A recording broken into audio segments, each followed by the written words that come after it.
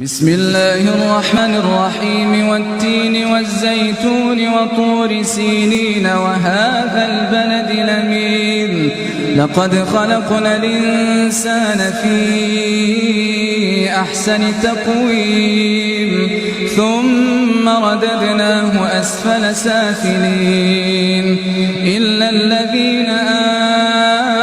آمنوا وعملوا الصالحات فلهم أجر غير ممنون فما يكذبك بعد بالدين أليس الله بأحكم الحاكمين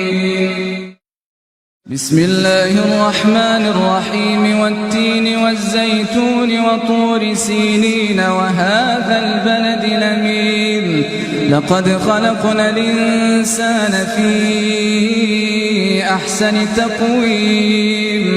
ثم رددناه أسفل سافلين إلا الذين آمنوا وعملوا الصالحات فلهم أجر غير ممنون فما يكذبك بعد بالدين أليس الله بأحكم الحاكمين